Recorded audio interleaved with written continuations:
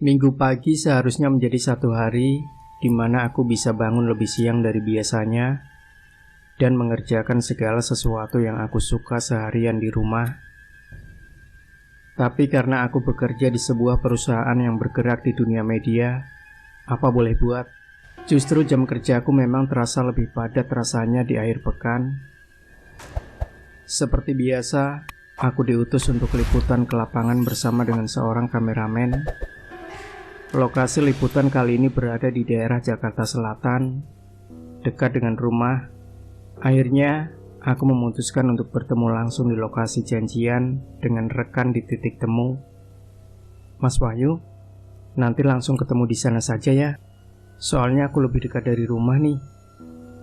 Janjian depan pintu masuk aja, biar masuk ke acaranya bareng. Oke Mei, gue jalan sekarang. Jadi pas jam 9 udah sampai lokasi. Sip. Kami pun bertemu di lokasi liputan yang dituju. Sesampainya di sana, tanpa perlu berunding lagi, kami langsung melakukan tugas masing-masing. Mas Wahyu mengambil gambar suasana acara, dan aku mencari narasumber untuk kebutuhan wawancara. Penugasan liputan pun selesai lebih cepat, bahkan sebelum jam makan siang. Walau begitu, kami harus tetap kembali ke kantor untuk mengunggah semua materi gambar keperluan editor, dan aku segera membuat naskah video yang sudah diliput. Siang itu terasa sangat panas, ditambah perjalanan kami menuju kantor yang ada di Jakarta Barat dengan menggunakan motor. Rasanya benar-benar matahari berada di atas kepala kami, terus mengikuti sepanjang jalan yang ramai lancar. Sesampainya kami di kantor, tentu saja tidak seramai hari kerja biasanya. Lantai 10, ruangan kami pun tidak ada office boy yang menjaga, sehingga kami harus mengambil kunci ruangan cadangan yang berada di security basement. Aku pun berjalan sendirian ke kantor security, karena Mas Wahyu harus memarkirkan motor di sisi belakang gedung kantor. Masuk dalam ruangan tersebut rasanya gelap dan panas. Aku pun tak basa-basi langsung meminta kunci lantai ruanganku. Sambil mengisi buku laporan pengambilan kunci, aku mendengar perdebatan antara dua security yang sedang heboh, mengeluhkan lampu yang mati sejak pagi. Pak, ini kuncinya saya ambil ya. Udah ditulis jam 11, kataku membuyarkan perdebatan itu. Iya siap non. Hati-hati ya, lampu mati nih. Dari tadi gak nyala-nyala juga. Genset menyala tapi rada-rada aneh. Satu lift juga maintenance, kata salah satu security. Iya pak, makasih. Tanpa terlalu mengabaikan omongan security tersebut, aku langsung berjalan keluar menghampiri Mas Wahyu yang sudah menunggu di depan dua lift menuju ke atas. Kenapa ya tuh Mei? Lift B di bagian traffic cone, pintu liftnya juga ngebuka tapi mati. Tanya Mas Wahyu bingung sambil menekan tombol atas untuk menaiki lift. Gak tahu mas, tadi sih dibilang emang lagi maintenance. Biarin aja, kita naik lift, ayo mas. Kami pun menaiki lift sampai di lantai ruangan kami di lantai 10. Keluarnya kami dari lift, segera membuka pintu ruangan yang terbuat dari kaca, dan segera menyalakan seluruh lampu ruangan agar tidak terasa gelap sekali rasanya. Begitu memasuki ruangan, rasanya benar-benar adem walau tanpa AC yang menyala. Pikirku, mungkin karena terlalu panasnya cuaca di luar, sehingga membuat ruangan lebih terasa dingin walau tanpa AC. Leganya sudah sampai kantor, aku duduk dan mulai merebahkan kepala di atas meja, karena rasa mengantuk seakan tiba-tiba menyerang begitu cepat. Gak apa-apa kok, tidur bentar. Sambil nunggu Mas Wahyu, copy semua data, pasti gak akan cepat juga kan? Ujarku dalam hati. Setelah mengintip ke bilik di depanku, melihat Mas Wahyu masih sibuk mengelompokkan materi liputan. Tanpa sadar aku pun terlelap. Mei, itu udah ke copy semua ya? Gue balik duluan ya. Kalau mau ngerjain naskah, pokoknya semua data udah di situ. Balik ya, gue capek banget. Membangunkanku sambil menguncang lenganku yang masih melihat dengan kabur ke arah Mas Wahyu. Aku terdiam selama 10 menit sambil kembali mengumpulkan nyawa dan memfokuskan pandangan.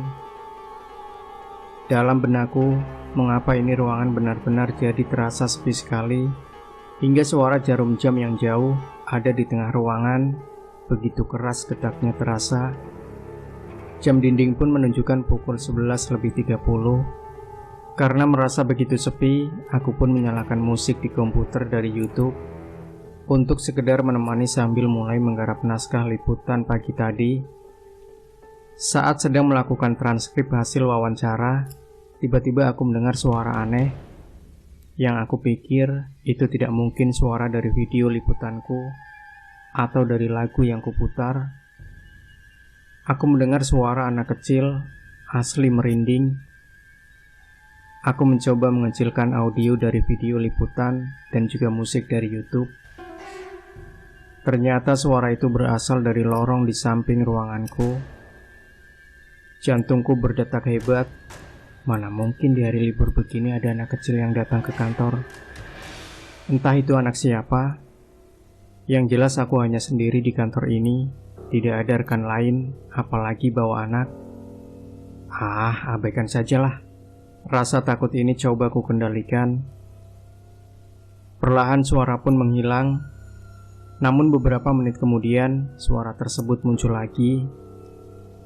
Kali ini aku malah menjadi fokus mendengarkan suara tersebut dan mulai melepas keyboard komputer dari jariku. Saat hendak berdiri menghampiri suara tersebut, tiba-tiba pembatas kaca di sebelah kanan meja kerjaku seperti terbentur sesuatu. Demi Tuhan, nggak ada apapun di sana. Hatiku mulai kacau, aku menarik napas panjang dan kembali konsentrasi. Prinsip dari mamaku, jangan pernah takut dengan sesuatu yang tak kasat mata. Sebab, jika rasa takut mengendalikan kita, mereka jadi lebih kuat. Oke, siap mah. Nasihat itu akan selalu aku ingat. Aku pun akhirnya timbul keberanian. Akhirnya, aku memutuskan untuk berkeliling ke seluruh lantai 10, termasuk lorong-lorongnya. Saat berkeliling, rasanya aneh.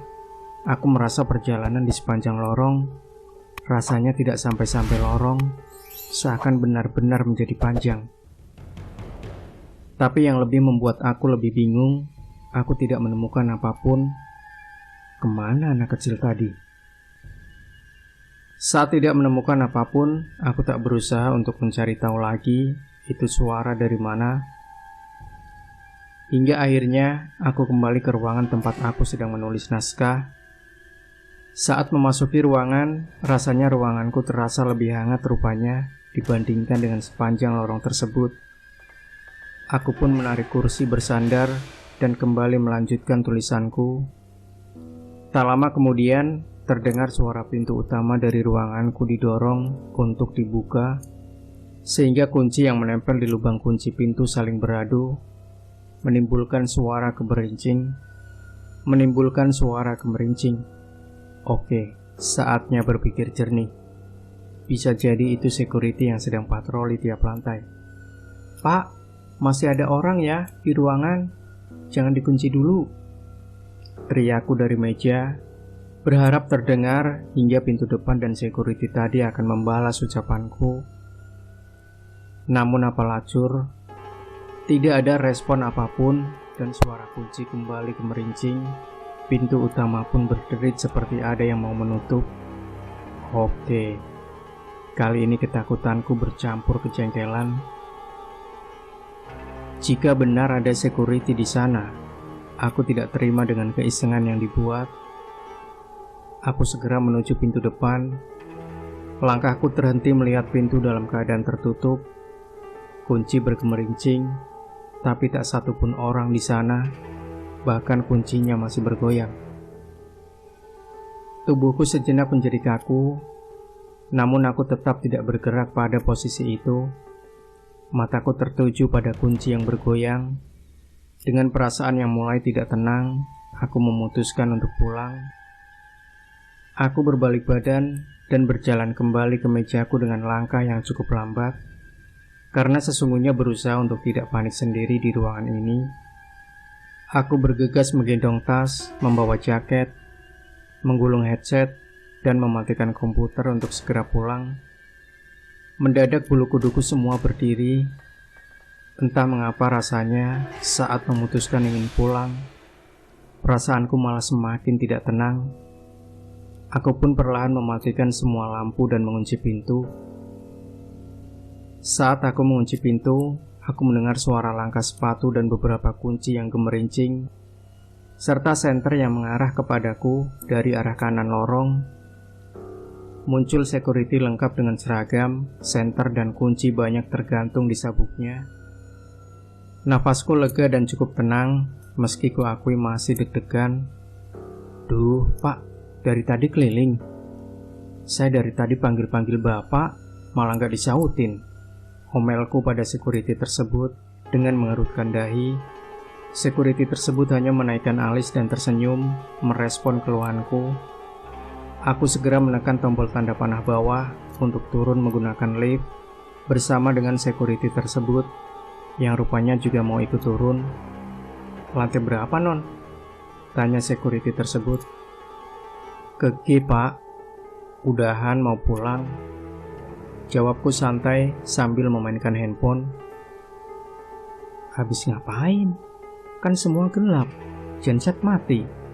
Semua nggak ada yang bisa nyala. Dia kembali menyahut ucapanku. Samar-samar di ujung hidung, aku mencium bau wangi. Well, bisa jadi itu pewangi lift yang memang terpasang di salah satu dinding lift. Sejenak aku terdiam kebingungan dengan ucapan dari security itu. Dari mana tidak menyala? Aku dan Mas Wahyu bahkan sempat mentransfer video di komputer. Bukti jika aliran listrik di ruangan kami masih bisa digunakan. Memang salah satu security di awal aku datang mengatakan gensetnya rada-rada terganggu. Tapi ya, sudahlah. Lift pun berhenti di lantai 6. Rupanya security tersebut ingin turun di lantai itu. Dan setelah pintu lift terbuka, benar saja, di lantai 6 benar-benar gelap, tidak terlihat apa-apa. Security tersebut keluar lift dengan menggunakan senter untuk melihat sekitar. Kan gelap banget. Dari pagi semua aliran listrik nggak ada yang nyala, kata security tersebut sambil berjalan keluar lift. Lift pun menutup kembali dan mendadak bulu kuduku merinding. Aku tidak lagi bisa bersantai dengan memainkan handphone. Bukan apa-apa, jika benar yang Pak Security itu bilang bahwa aliran listrik tak ada, lalu bagaimana bisa lift ini beroperasi? Bodoh amat lah. Aku hanya berharap segera sampai hingga lantai dasar, sambil terus melihat layar petunjuk lift terus turun satu demi satu lantai. Sesampainya di lantai dasar, aku pun bergegas keluar dari lift dan segera menuju kantor security untuk mengembalikan kunci ruanganku. Dalam kantor tersebut, hanya terdapat seorang security yang menjaga. Sudah kerjanya, Neng? Tanyanya padaku. Aku mengangguk kecil sambil menulis buku laporan pengembalian kunci. Tak lama, masuk security lain datang ke ruangan tersebut sambil membawa 2 bungkus kopi. Bro, ngopi bro. Buset ya, hari ini panas banget. Nih, gue beli kopi dari warung depan, ujar security yang baru saja masuk ruangan tersebut. Iya, nanti dah, nyeduh di sini aja. Sambut security yang sudah lebih dulu ada di ruangan tersebut. Non, ngopi non. Tawar security yang baru datang tadi. Iya pak, makasih. Jawabku masih fokus menulis laporan pengembalian kunci. Selesai menulis, saat ingin bergegas ingin pulang dan keluar dari ruangan tersebut, betapa terkejutnya aku melihat security yang baru datang beli kopi. Ternyata orang yang sama dengan yang turun di lantai 6. Gini ya, bagaimana dalam waktu secepat itu dia sampai ke bawah? Lewat mana sementara hanya satu lift yang beroperasi? Bahkan sempat-sempatnya dia jajan kopi Lalu yang di lantai 6 tadi itu siapa? Aku pun menoleh cepat ke arah lift, dan benar saja, kedua pintu lift dalam keadaan terbuka, sebab tidak bisa dioperasikan gegara aliran listrik padam dan genset yang tak bisa digunakan. Jadi, tadi aku naik lift apa?